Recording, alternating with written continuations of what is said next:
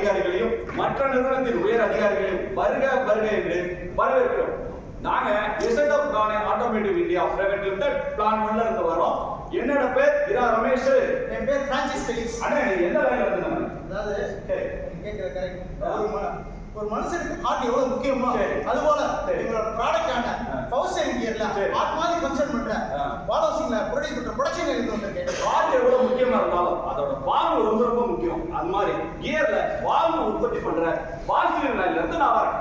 Cube Ramesh அவர் bright. Cube Ramesh அவர் bright. ஐயன் திருவள்ளுவரின் கூற்று பொருள் கருவி காலம் வினையிடலோடு அழிந்தும் இருதீர எண்ணிச்சை.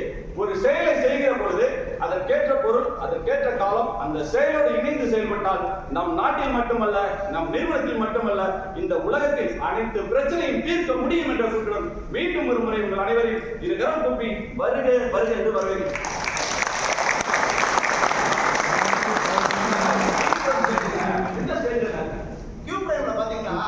மொத்தம் 7 ஸ்டெப் இருக்குங்க. சரி. ஃபர்ஸ்ட் அவேர்னஸ், ரெண்டு அசஸ்மென்ட், சரி. 3 இம்ப்ரூவ்மென்ட், 4 மெஷர், 5 இவாலுவேட், சரி. 6 சஸ்டெயின், 7 சர்டிபிகேட். சரி ஓகே. நம்ம சர்டிபிகேட் வாங்கிட்டோம். கண்டிப்பா நம்ம சர்டிபிகேட் வாங்கிட்டோம். சர்டிபிகேட் வாங்குறதுக்கு இல்ல டூல்ஸ் எல்லாம் இருக்கு. மொத்தம் எத்தனை டூல்ஸ்? அத கியூப் பிரைம்ல பாத்தீங்கன்னா மொத்தம் 26 டூல்ஸ் இருக்கு. சரி. அதுல மேனுஃபேக்சரிங் ரிலேட்டடான ஒரு சில டூல்ஸ் பத்தி தான் உங்ககிட்ட ஷேர் பண்ண போறேன். ஓகே. மேனுஃபேக்சரிங் நம்ம பயன்படுத்தின ஒரு சில டூல்ஸ் தான் நம்ம பார்க்க போறோம். அதுல ஃபர்ஸ்ட் டூல் பாத்தீங்கன்னா SFM. SFM னா வரல. சரி. Software management. சரி. இவ்வளவு நாள் நம்ம என்ன பண்ணுவோம்? வருவோம், மிஷின் ஓட்டுவோம், மிஷின் ஓட்டிட்டு என்ன மாப்ள நான் செட்டிங் பண்ணிருக்கேன் பாத்துக்க அப்படின்னு சொல்லிட்டு போயிட்டே இருப்போம். அது ரொம்ப ஈஸி தானே. ஆனா சரி. அப்படி பண்ண கூடாது. ஏன் பண்ண கூடாது? ஏன்னா நம்ம என்ன பண்ணிடுவோம்?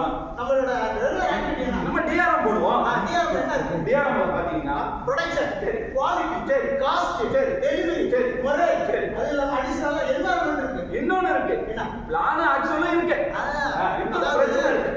அதுல பாத்தீங்கன்னா டிஆர்எம்ல அடுத்த நாள் காலையில தான் ஒரு சூப்பர்வைசருக்கு பிளான் என்ன ஆக்சுவலா என்னங்கிறது தெரியும். ஏன்னா நம்ம 3 ஷிஃப்ட் ரன் பண்றோம். ஆமா. அதாவது பிளான் எழுதி போயிடுவாங்க. அது ஆக்சுவல் எப்படி எவ்வளவு கேப் பண்றது வந்து சூப்பர்வைசருக்கு மறுநாள் தான் தெரியும். ஆமா. ஆனா அது மாதிரி இருக்க கூடாதுங்கறாங்க. அவங்க என்ன பண்ணிருக்காங்க?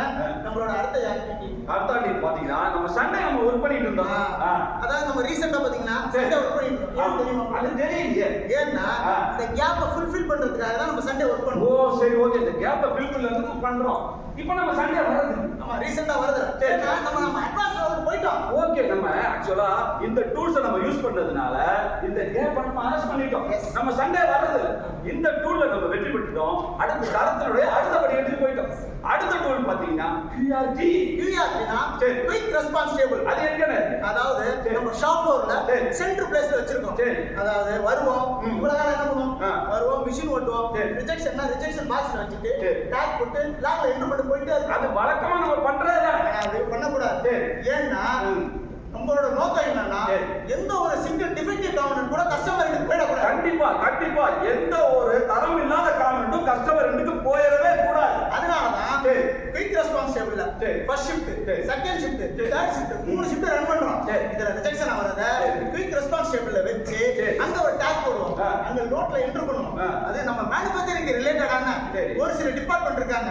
அவங்க PDCA சைக்கிளை யூஸ் பண்ணி ஏன் ரிஜெக்ஷன் ஆச்சு, எதனால ரிஜெக்ஷன் ஆச்சு, இதுக்கு என்ன காரணம், ரூட் காஸ் அலசி ஆராய்ச்சி ஒரு கவுண்டர் மெஷர் கொடுப்பாங்க. அலசி ஆராய்ச்சி நம்ம கவுண்டர் மெஷர் கண்டுபிடிச்சதுனால இனிமே அந்த ரிஜெக்ஷன் திருப்பி வராது.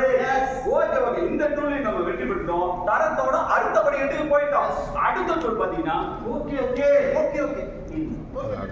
ஓகே. நான் ஒரு செயல்ல தவறு நடக்க